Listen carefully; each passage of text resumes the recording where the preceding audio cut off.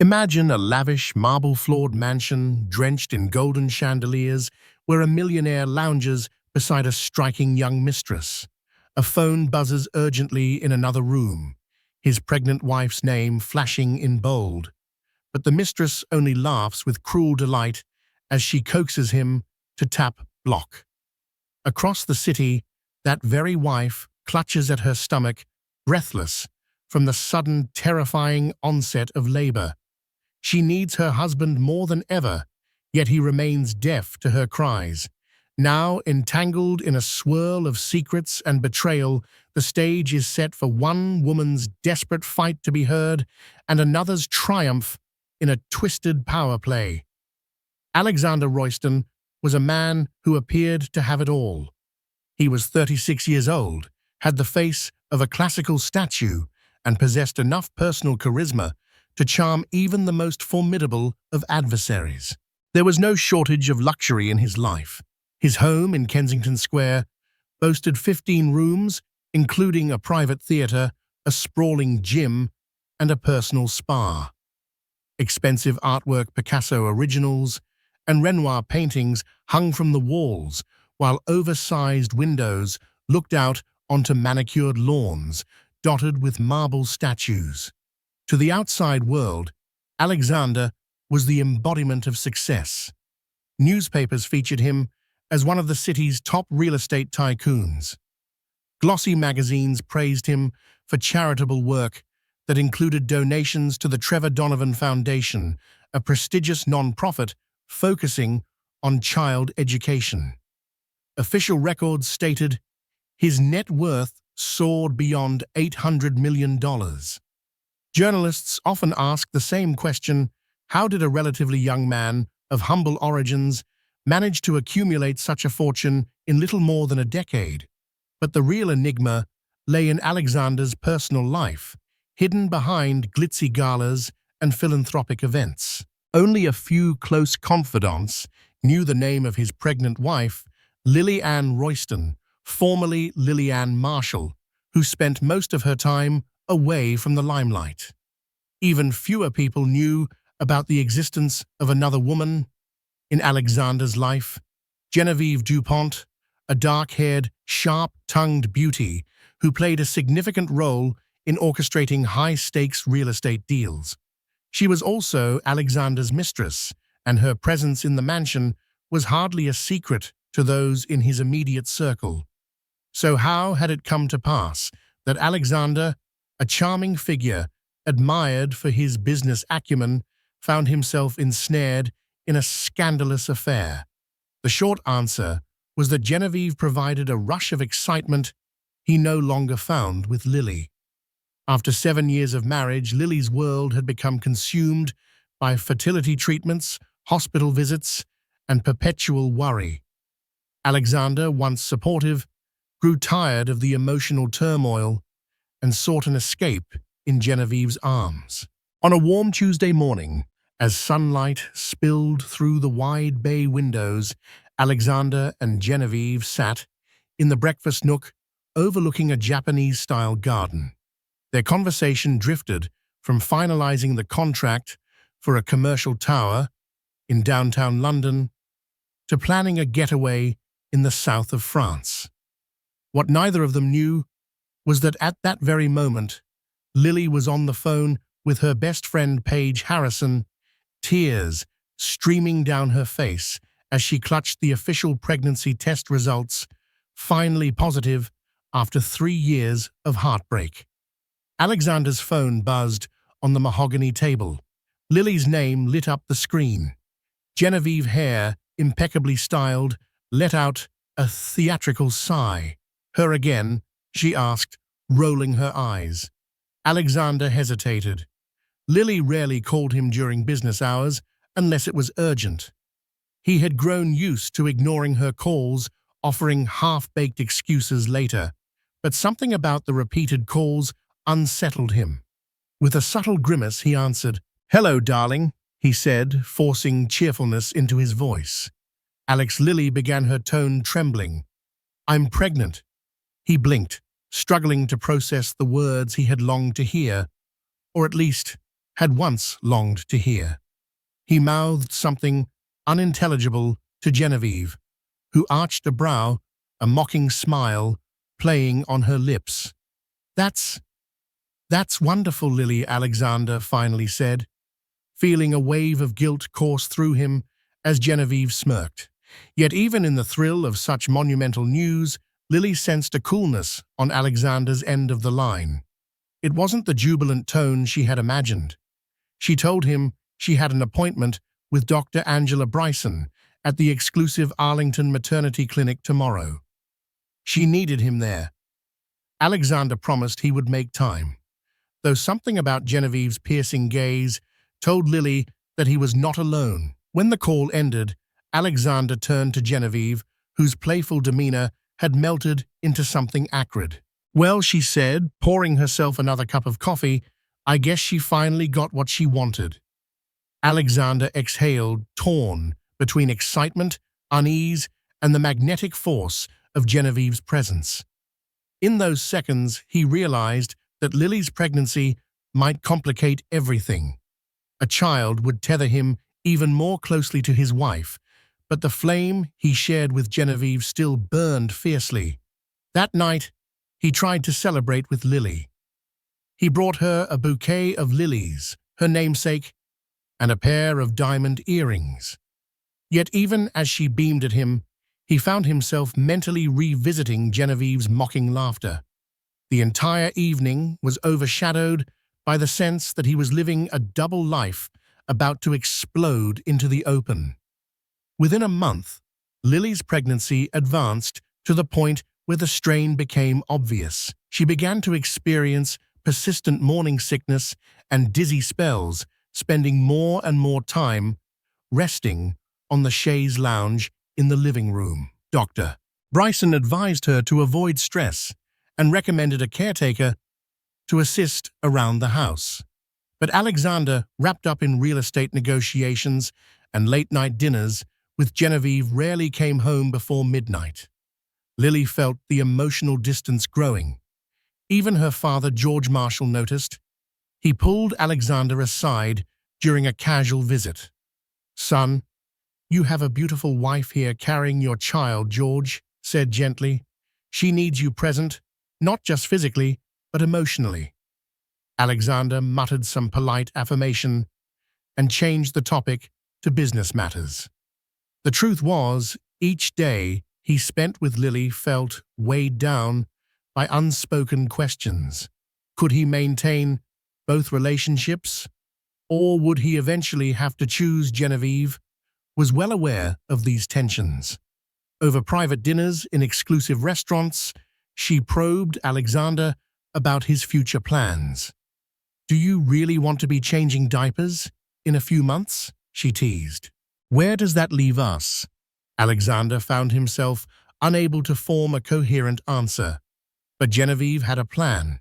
She coaxed him with sweet words and subtle manipulations, painting a vision of a child-free, glamorous life full of travel and financial conquests. Over time, she introduced the idea that Lily's pregnancy might be a burden, a roadblock to the life Alexander truly wanted to live. What if Lily never recovers fully? What if the baby drains your resources and time? Genevieve cooed, her voice laced with feigned concern. "Think of what we could accomplish without that kind of anchor holding you down." Alexander began to see Lily's pregnancy as a test, a fork in the road that would dictate the shape of his future. Driven by ambition and seduced by Genevieve's power over him, he allowed himself to believe that Lily's needs were less urgent than his own. Paige Harrison, Lily's longtime confidant, was one of the first to suspect Alexander's affair. She had attended enough social events to catch glimpses of Genevieve's overly familiar manner with him. Paige's fiancé, Ryan Caldwell, confirmed that rumors were circulating among Alexander's business associates, rumors that Genevieve was more than just a high-level consultant. Alarmed, Paige confronted Lily. The conversation took place in Lily's tastefully furnished living room. Sunlight glimmered off an antique mirror, and plush throw pillows adorned a velvet sofa. Lily, visibly worn from her pregnancy, sat cradling a cup of ginger tea. "Lily, you need to tell me the truth. Have you noticed anything strange about Alex and Genevieve Page?" asked gently. Lily's eyes flickered with a mixture of fear and resignation. She revealed that she had found receipts for expensive gifts, jewelry, designer clothes, purchased on Alexander's credit card. None of these items had been gifted to her. She had also spotted text messages from Genevieve's phone number messages, signed with playful winks and kisses. Paige's expression hardened. "Are you going to confront him?" she asked. Lily took a deep breath. "I'm afraid of losing him," she admitted. "But I also can't ignore this any longer. There's a baby on the way, Paige. This is the worst possible time for him to stray." Encouraged by Paige's support, Lily decided to approach Alexander. Yet as though anticipating her move, Alexander became elusive. He left the house early, returned late, and scheduled weekend business trips with Genevieve under the guise of scouting new properties. Each time Lily tried to pin him down, he would dismiss her with a quick excuse. "He's out of control," Paige fumed after another failed confrontation. "You're pregnant, Lily. He should be here doting on you." But Lily was at a crossroads. Her hormones raged, her mind filled with anxieties, and her heart ached with the suspicion that Alexander might already be emotionally gone. If someone wanted to identify the moment everything truly fell apart, they might choose that breezy Saturday afternoon in May when Lily dialed Alexander's number from a friend's baby shower. She was feeling faint, dangerously lightheaded. Her baby bump, now well into the third trimester, made it difficult for her to navigate tight spaces. Hoping Alexander could pick her up, she steadied herself near the venue entrance and pressed the call button. Unbeknownst to her, Alexander's phone lay on a sleek marble table in Genevieve's penthouse, where the couple sipped on expensive champagne. The phone vibrated, Lily's name appearing on the screen. Genevieve caught sight of it first. Again, she scoffed. "She's calling non-stop these days." Alexander, perhaps emboldened by champagne or weary of Lily's constant demands, took his phone and, after a brief hesitation, pressed block. As if it were a joke, Genevieve burst into laughter, raising her crystal flute. "Cheers," she said mockingly, "to your newfound peace." In that moment, Lily's call went to voicemail. She sank onto a curb, tears staining her cheeks. Her head throbbed, but she eventually flagged down a passing taxi, not suspecting that Alexander had just shut off a vital line of communication. A week later, Lily found herself alone in the house on a stormy evening. Lightning streaked across the sky and rain pelted the windows. She was ironing baby clothes, trying to distract herself with menial tasks, when a sharp, stabbing pain coursed through her abdomen. Panic-stricken, she tried calling Alexander, but her calls wouldn't go through. Confusion took hold. Why wasn't she able to reach him? She then attempted to call Paige, but Paige was out of town for a family gathering. She tried her father, George Marshall, who was reachable, but several hours away. Another wave of pain convulsed her, nearly doubling her over. She needed Alexander now more than ever. Meanwhile, across town, Alexander and Genevieve were celebrating the successful signing of a mega deal. The city's largest commercial bank had just financed a new real estate project, and the pair dined at the exclusive Bordeaux lounge. Alexander's phone stayed silent. Lily's number was still blocked, and she could not reach him. At the mansion, Lily finally called an ambulance. Her breathing grew shallow, her face slick with sweat.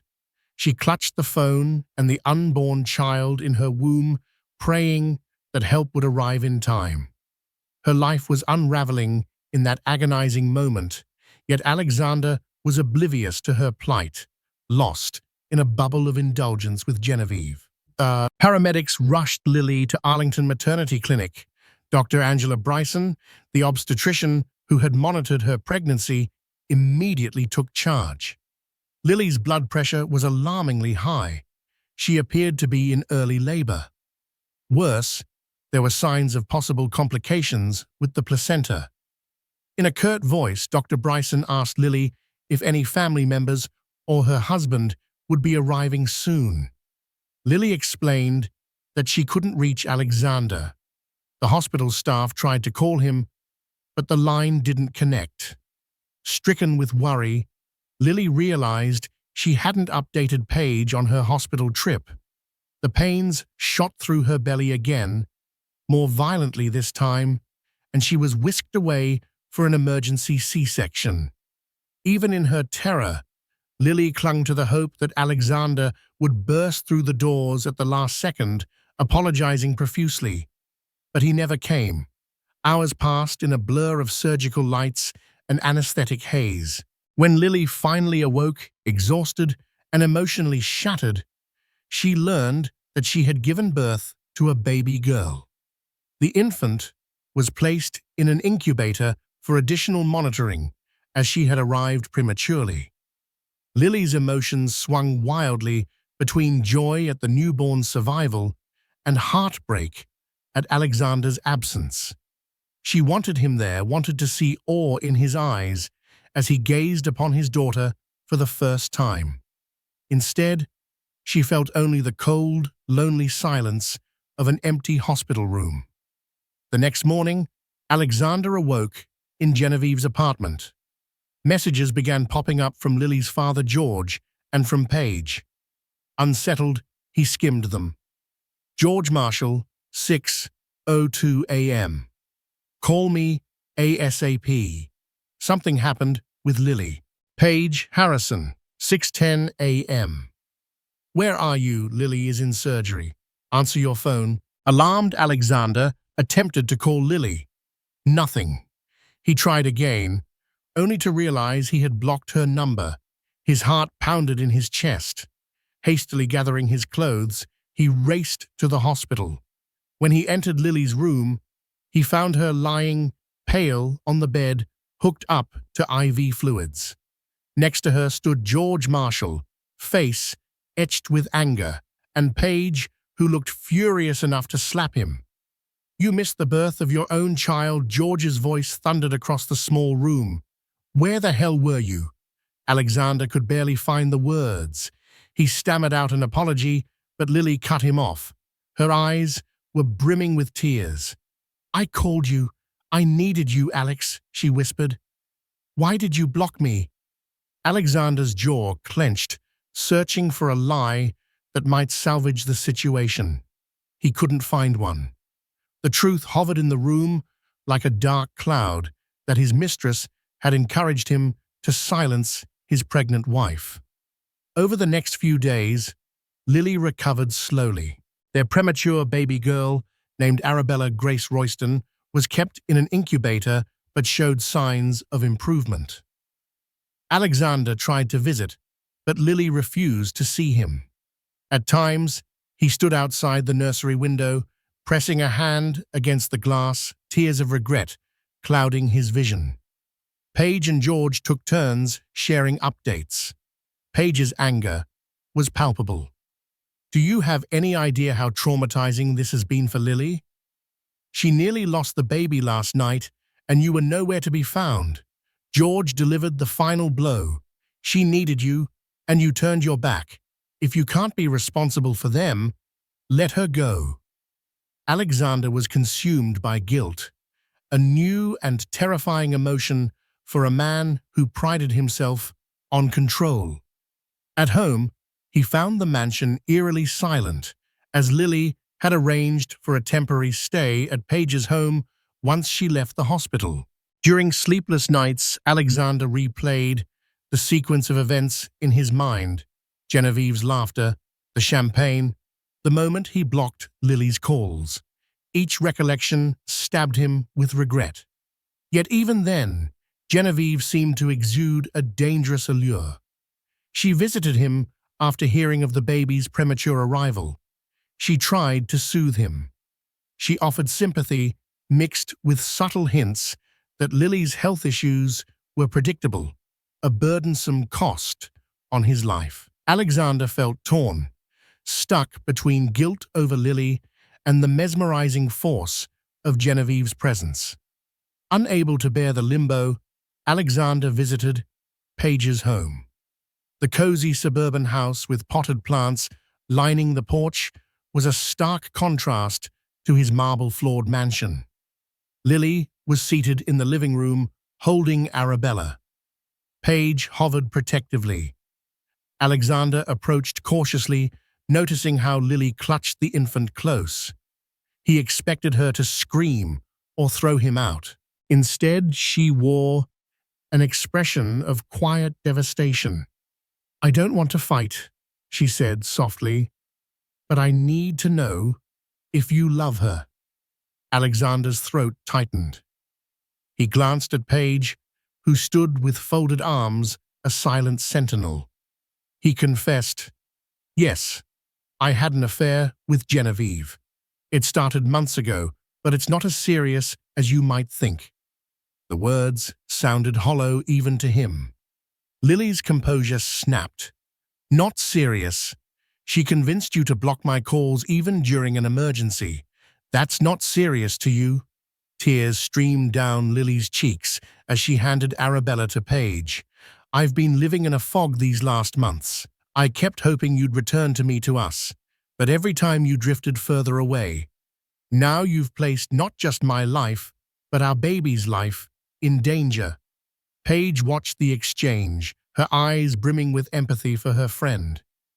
Alexander tried to apologize, stumbling over half-formed sentences. But Lily raised her hand. "I need space," she said firmly. "I can't even think about reconciliation right now. Just go." Genevieve had never truly expected Lily's pregnancy to threaten her hold on Alexander. She had known wealthy men before, men who lived by their desires rather than their obligations. She assumed Lily's role was to quietly raise the child, while Alexander lived a double life. But after Lily's harrowing ordeal, Alexander's guilt took a firm hold, and he began to distance himself from Genevieve. Late-night texts went unanswered, phone calls were cut short, and he spent more time trying to support Lily from afar. Sensing danger, Genevieve made a bold move. She hosted a lavish dinner at her penthouse, inviting potential business partners, including a well-known financier named Nicholas Faraday, and a new connection from Dubai's real estate market, Mariam Al-Khoury. The aim was to showcase her capabilities and remind Alexander of the power they wielded together. Alexander arrived late, looking sullen and preoccupied. Halfway through the evening, Genevieve pulled him onto the penthouse balcony, where city lights glistened like scattered diamonds. She tried to seduce him, with promises of exclusive deals and an exciting future. "We are unstoppable," she whispered. "You don't want to lose this momentum over a mistake." Alexander's mind flashed to the incubator room, where baby Arabella fought for each breath. He recalled Lily's face, pale with exhaustion, and the betrayal in her eyes. For a moment, he felt nauseated by Genevieve's self-serving theatrics. He squared his shoulders. "I need to be there for my child. Genevieve, He paused, as if the admission might choke him. "I can't keep going like this." Genevieve stared at him, eyes flashing. "So you're leaving me?" Alexander said nothing, but his silence spoke volumes. Genevieve, however, had a trump card. She knew details about certain financial dealings that Alexander preferred to keep hidden: shady offshore accounts, questionable partnerships with foreign investors. She reminded him of these secrets in a quiet, menacing tone. "You might reconsider throwing everything away for a wife who can't even keep your interest," she hissed, leaning close enough that he could smell the expensive perfume clinging to her skin. "Or do you want the world to know how you amassed your fortune?" Alexander paled, recalling the lengths he had gone to secure certain property deals. Although not strictly illegal, the optics could be disastrous for his public image. A scandal would scare off investors and tarnish his philanthropic facade. He felt trapped by Genevieve's knowledge. Behind them, Nicholas Faraday chatted with Mariam Al-Khoury, oblivious to the private tension crackling on the balcony. Genevieve placed her hand lightly on Alexander's shoulder, a deceptive gesture of affection. "Think very carefully about your next steps," she warned.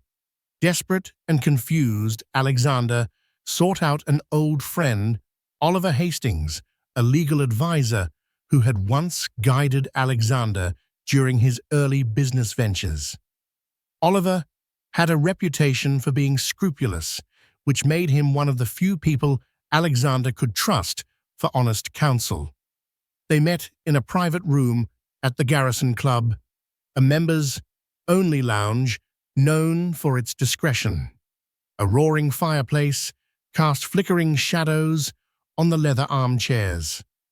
Alexander recounted the entire saga, his affair with Genevieve Lilly's emergency, the birth of Arabella, and now Genevieve's blackmail. Oliver listened, intently tapping a fountain pen against a yellow notepad. Finally, he spoke. "First, you need to do the right thing by your wife and child. That's your moral and ethical duty.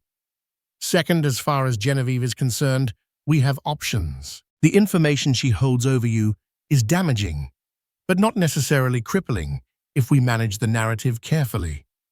Alexander raked a hand through his hair. "I don't want this to go public," he said, voice tight.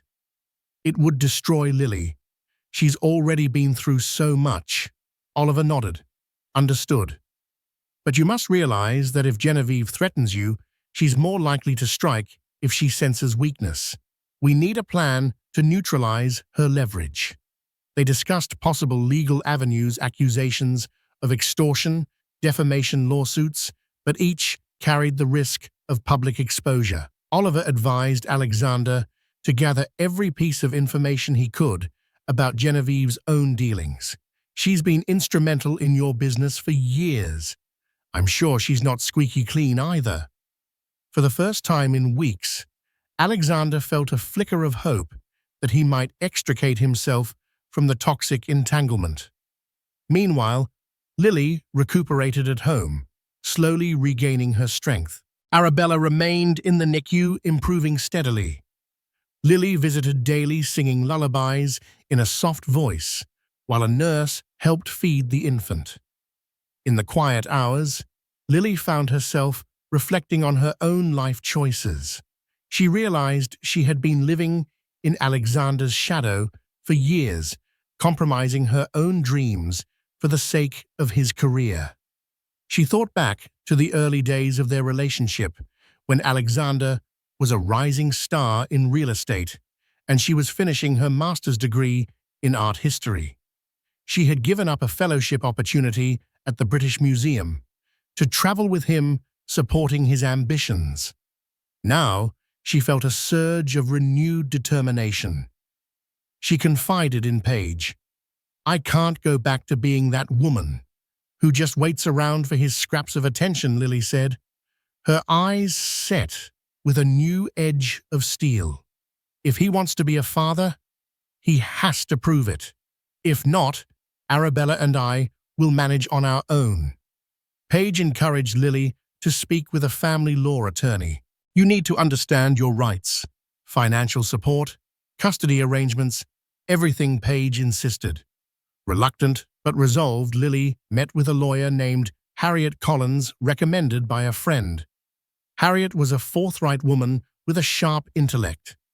She explained that Lily could file for separation or even divorce. Given the affair and the emotional distress, Lily stood on solid legal ground for spousal support and child support. Lily found a calm reassurance in Harriet's words. For the first time, she felt that she had real choices, not just the illusions of a gilded cage.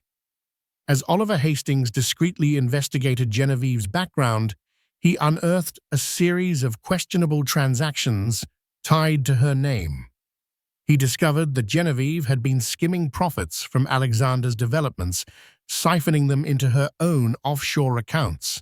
She had cleverly masked her tracks, but not well enough to escape Oliver's meticulous scrutiny. Armed with this evidence, Oliver arranged a private meeting with Genevieve, inviting her to a neutral venue, the executive lounge of the Harrington Hotel. She arrived dressed in her usual designer ensemble, a confident smile plastered on her face. Oliver wasted no time. He pushed a folder across the table containing printouts of bank transfers and corporate records. Genevieve's face went rigid as she skimmed through them.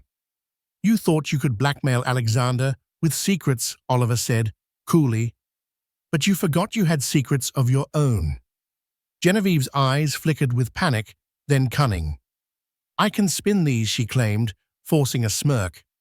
"I'll say Alexander authorized these transfers. You have no proof otherwise." Oliver steepled his fingers. "Oh, but we do. We have more than enough evidence to establish that you acted independently, manipulating the accounting. If this goes public, you'd face criminal investigations, potentially jail time." Genevieve's composure cracked. She sipped her drink, hands trembling slightly. "What do you want?" she asked in a hushed tone. Simple, Oliver replied. "You leave Alexander and Lily alone. No more blackmail. No attempts to contact the media. In return, we keep this under wraps. But if you try anything, I will personally see to it that these files land on the desk of the Serious Fraud Office." Genevieve stared at him, her mind racing.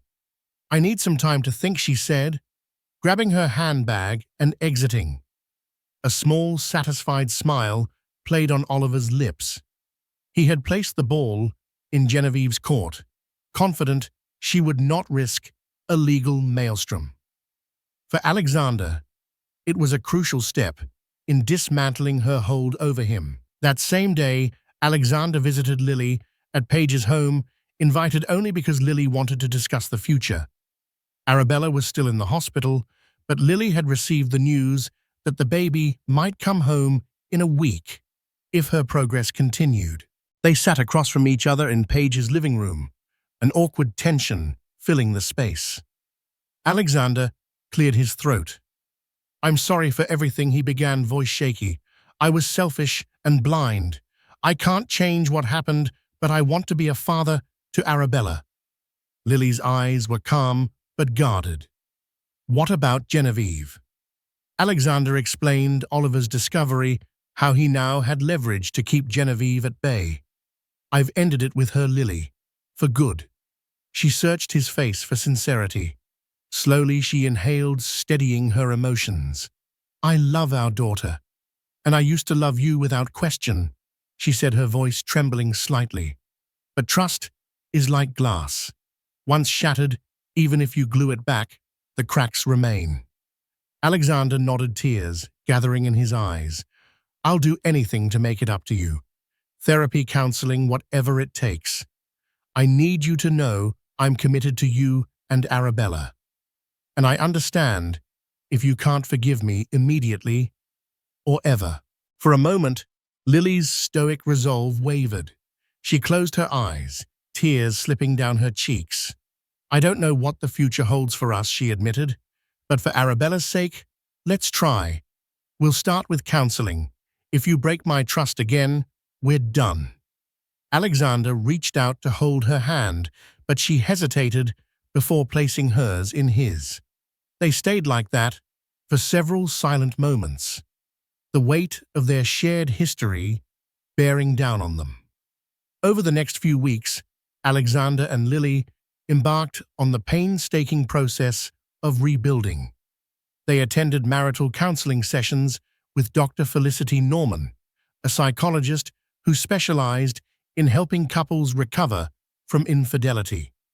The therapy was grueling, filled with emotional confrontations.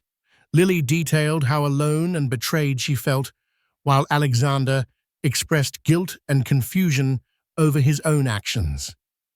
At home, Lily remained cautious, refusing to move back into Alexander's mansion.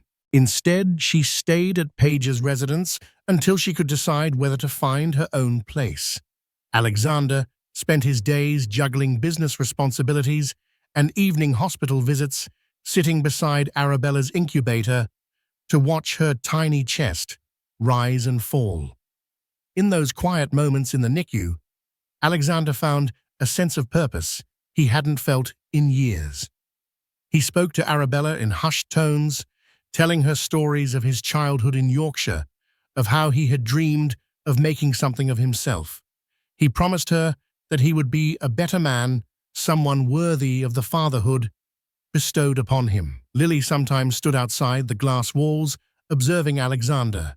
Despite her lingering mistrust, she saw genuine love in his eyes when he looked at Arabella. Genevieve Dupont, now cornered by Oliver's evidence, faced a bleak decision. She could either vanish quietly from Alexander's life and risk losing the luxurious lifestyle she had grown accustomed to, or she could attempt one final gamble. At a discreet cafe near Hyde Park, she arranged to meet with a gossip columnist, Daniel Prescott, infamous for selling sensational stories to top tabloids. She carried a flash drive containing photos of her and Alexander, along with a folder of questionable financial documents that she believed might implicate Alexander. Her plan was to profit from a scandal, ensuring that if she was going down, she would take Alexander with her. Perhaps the tabloids would pay enough money to fund her escape. But Oliver had anticipated this. One of his associates, posing as a cafe patron, snapped pictures of Genevieve sliding files across the table to Daniel. Before the meeting could conclude, a pair of men approached them, discreetly identifying themselves as private investigators working for Oliver Hastings. They intercepted the handover, threatening legal action for conspiracy and blackmail. Genevieve, her face drained of color, realized she had no escape. Daniel, sensing trouble, bolted from the cafe, leaving her to face the consequences alone. The next day, Genevieve received a formal notice from Oliver's law firm, warning her that any further attempts to defame or blackmail Alexander would be met with a lawsuit. Cornered on all fronts, Genevieve decided to leave the country, booking a one-way flight to Monaco. Arabella was finally deemed healthy enough to leave the hospital. The day she was discharged, Lily, Alexander, and Paige gathered around the NICU exit. A nurse handed Arabella to Lily, who cradled her gently. Alexander stood by, tears in his eyes, deeply moved by the tiny life he had almost lost through his callous actions. They drove to Paige's home, where Arabella's bassinet waited.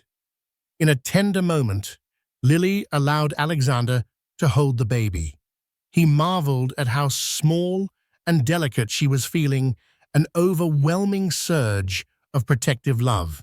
Watching him cradle Arabella, Lily felt a glimmer of the affection she once cherished. However, the memory of Genevieve's mocking laugh still echoed in her mind. It would take more than fatherly devotion to heal the wounds inflicted upon her trust. In the weeks that followed, Alexander took steps to demonstrate his commitment. He offered to transfer the deed of a newly purchased townhouse into Lily's name, providing her and Arabella a secure residence separate from his mansion. Though Lily hesitated at first, she eventually accepted, viewing it as a gesture that Alexander was finally willing to put her needs above his own convenience. They continued marital counseling, delving deeper into issues of communication, emotional support, and betrayal. It was an uphill battle. Lily's anger and resentment still simmered beneath the surface. Alexander struggled with shame, grappling with the fact that his affair nearly cost him his family. But slowly, day by day, they found small moments of unity, like when Arabella gurgled happily, her tiny fist curling around Alexander's pinky finger, or when Lily found a handwritten letter from Alexander under her pillow expressing remorse and gratitude. She read it late at night, tears slipping onto the paper, uncertain yet hopeful. Autumn had swept across London, painting the trees of Kensington in shades of fire and gold. The air had turned crisp, and the days grew shorter. It was the kind of season Lily used to love: long walks, cozy scarves, warm cups of coffee. But this year it carried a different weight. Everything felt new, fragile, uncertain. Alexander invited her for a walk in Hyde Park one Saturday morning. It was his idea, not a gesture dressed in romance, but in quiet respect. No pressure, he had said. Just a walk, just us. Lily hesitated, then agreed. They strolled through the winding paths, Arabella tucked into her stroller, bundled in a knit blanket. The leaves crunched beneath their feet as they passed other young families, joggers and dog walkers. For a while they said nothing, just listened to the wind rustling through the trees. Eventually, they stopped by the Serpentine Lake. The water shimmered beneath the overcast sky, and Lily stood at the railing, watching her reflection ripple with the breeze. Alexander moved beside her, his hands resting on the stroller handle. "I never thought I could feel this again," he said softly. "Feel what this contentment. Like I'm exactly where I'm supposed to be." Lily didn't respond right away. Her gaze remained fixed on the water. "It's hard to believe in those moments again," she admitted. "Every time I let myself relax, I remember how it felt, lying in that hospital room, wondering if you would ever show up." His shoulders tensed. "I know, and I don't expect that memory to fade. I don't want it to. It's the price of what I did. I just want to keep showing you over and over that I'm not that man anymore." There was a long pause between them, filled only by the soft gurgles of Arabella playing with the corner of her blanket. "I've been going to therapy," Alexander added almost nervously. "Alone, I mean, trying to figure out how I became someone capable of hurting the people I love the most." That caught Lily off guard. She looked at him, really looked, and for a brief second saw past the history, the betrayal, the guilt, and saw a man stripped bare of pretense. "I don't know if I'll ever fully trust you again," she said honestly. "I don't know either," he replied, "but I'm willing to earn whatever pieces of trust you'll let me hold." They walked a bit further, Arabella drifting into sleep beneath the canopy of gold and amber leaves. And in that slow, quiet walk, without grand gestures or declarations, Lily felt something stir in her chest. Not forgiveness, not yet, but the faintest glimmer of possibility. They were no longer the couple who once danced beneath chandeliers or smiled for society pages.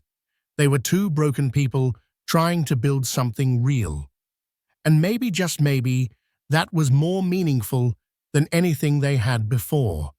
Nothing tests a fragile reconciliation quite like fear. And when Arabella developed a sudden cough one evening, followed by a low-grade fever, and labored breathing, Lily's heart dropped into her stomach. She didn't hesitate. Within minutes, she had Arabella bundled into a blanket and was out the door, calling Alexander from the car.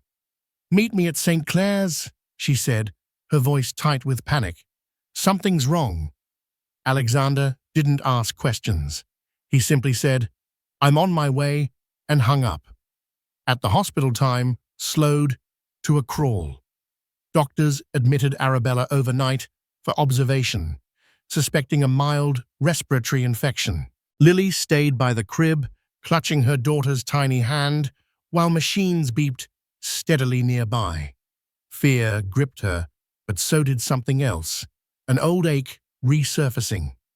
The memory of being alone in a hospital bed once before, abandoned, forgotten, but this time was different. Alexander arrived within 20 minutes, breathless and still in his work clothes. He didn't sit down. He went straight to the nurse's station, asking for updates. He made sure Lily had water, that she'd eaten, that she had a blanket if she needed to rest. When she refused to leave Arabella's side, he pulled up a chair beside her and simply stayed. At one point, Lily glanced over to see him slumped in his seat, his head resting on the edge of the crib, eyes shut, but his hand still gently placed over Arabella's. The sight stopped her breath. This man, who had once chosen silence over responsibility, now looked like he hadn't slept in days, consumed by a devotion he had once buried beneath ego and ambition. She reached out instinctively, laying her hand lightly over his. He stirred, looking up, with bloodshot eyes. "I'm not going anywhere," he whispered, as if sensing her thoughts. "Not this time." Lily didn't reply. She didn't need to.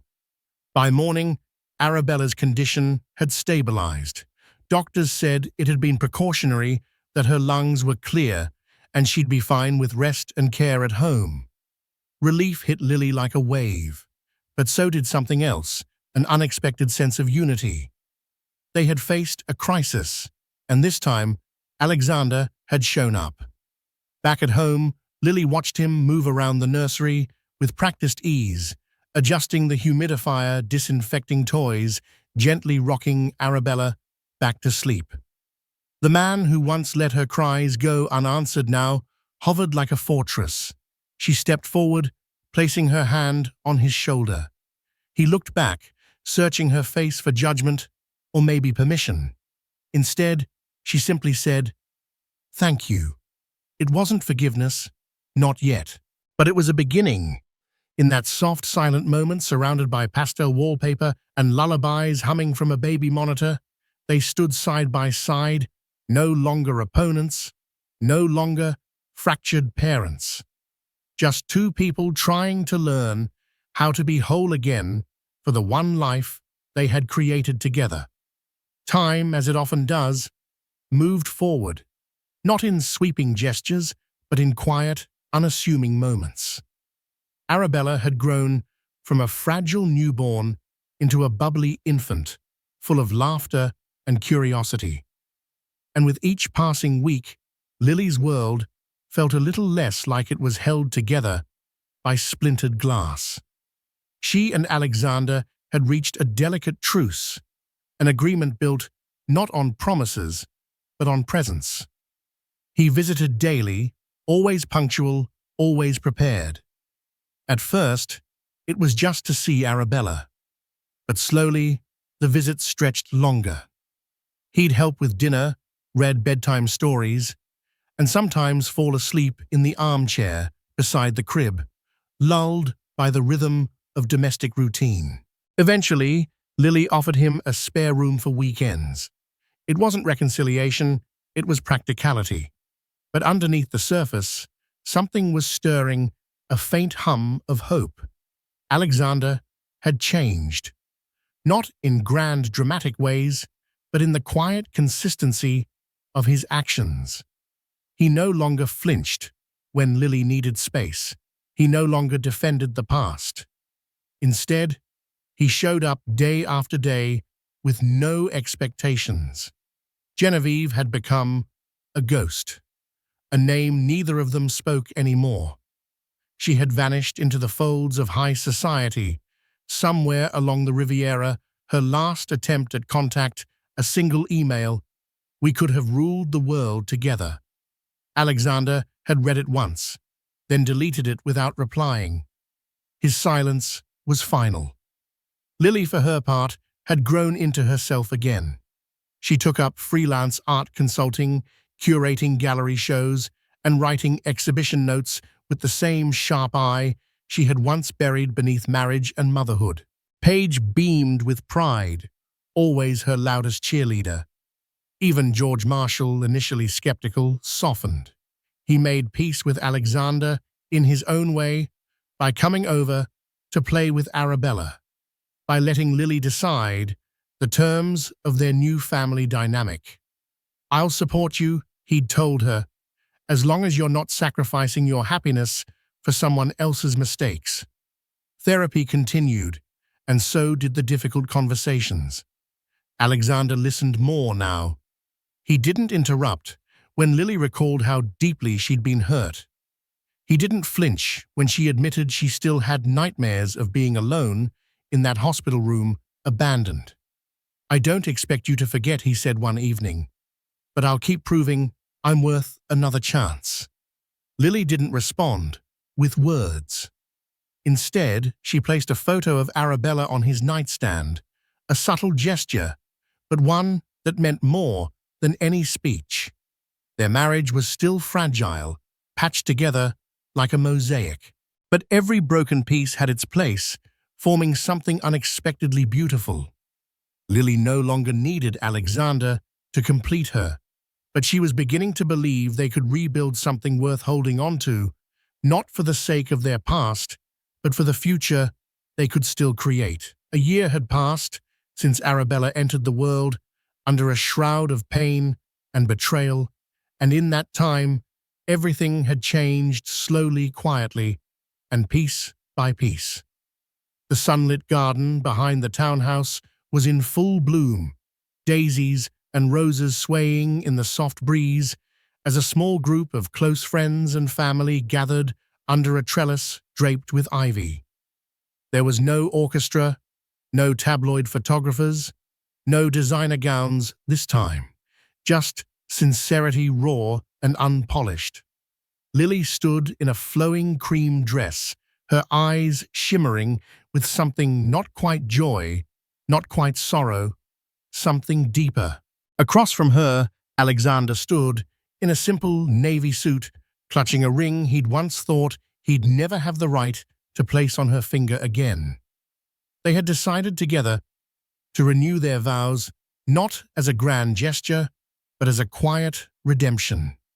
A chance to acknowledge the ashes they had walked through, and the slow, painful way they'd rebuilt something real. Paige stood proudly as Lily's maid of honor, dabbing at her eyes every few minutes, while Oliver Hastings watched from a nearby bench, offering Alexander a subtle nod of support.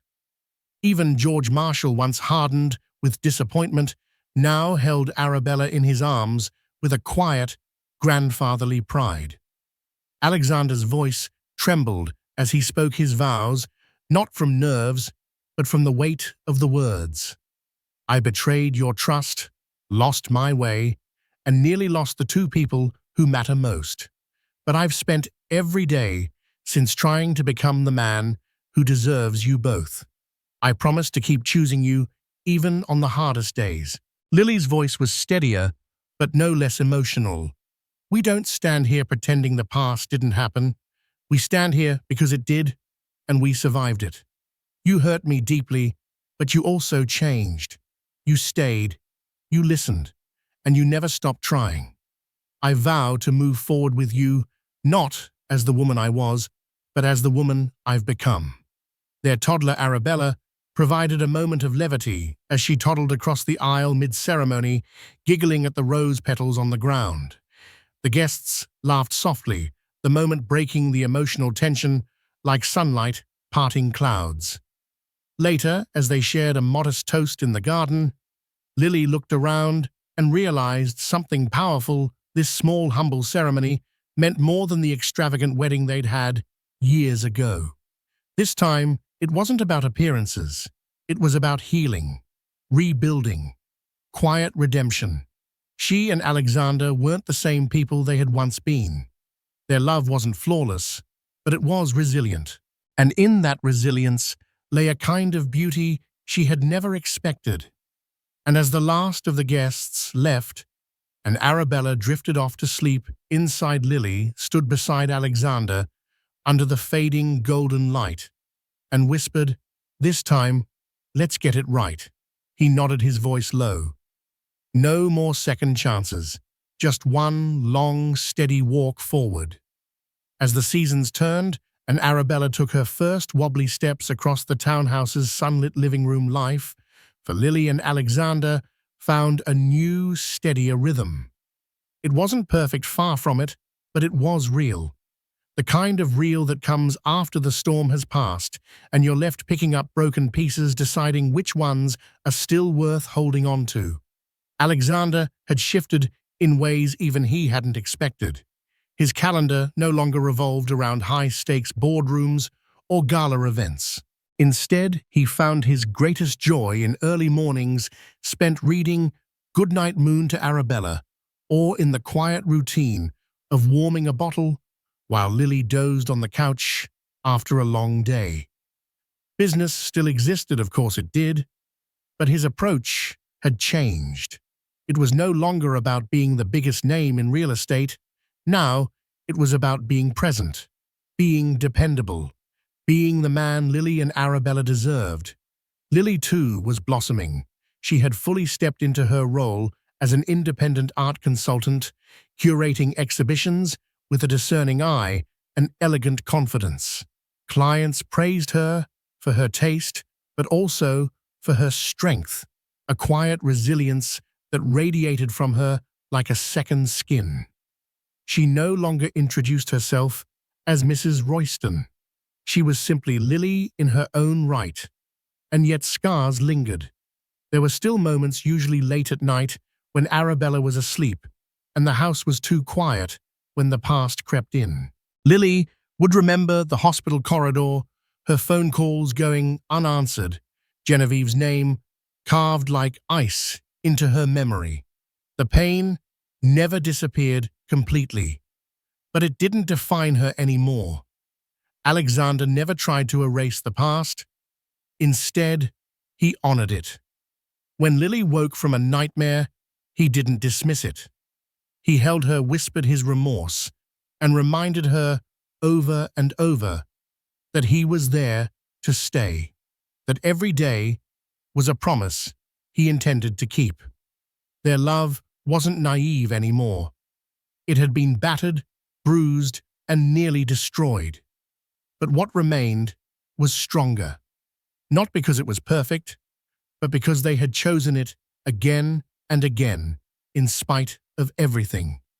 One rainy afternoon, as Arabella giggled while chasing raindrops on the window pane, Lily turned to Alexander and said softly, "I never thought we'd get here."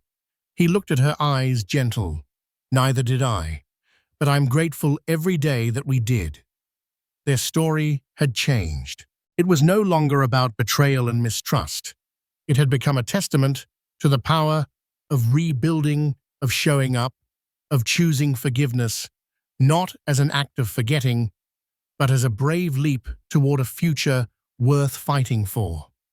Thank you for joining us on this emotional journey through betrayal, heartbreak, and renewal. Lily and Alexander's story reminds us that even when life's storms seem insurmountable, the strongest relationships can sometimes be rebuilt on the rubble of shattered trust. Betrayal may leave deep wounds, but through courage, honesty, and relentless love, healing is possible. The greatest lesson is that true love requires constant effort, unwavering support, and the willingness to face our darkest truths. If you found this story riveting and full of valuable lessons, please take a moment to like this video, share it with someone who might need inspiration, and subscribe to this channel for more real-life dramas and heart-stirring narratives. Every click and comment helps us bring you more stories of resilience, redemption, and the power of hope. Thank you for watching, and remember, love can still triumph after even the stormiest night.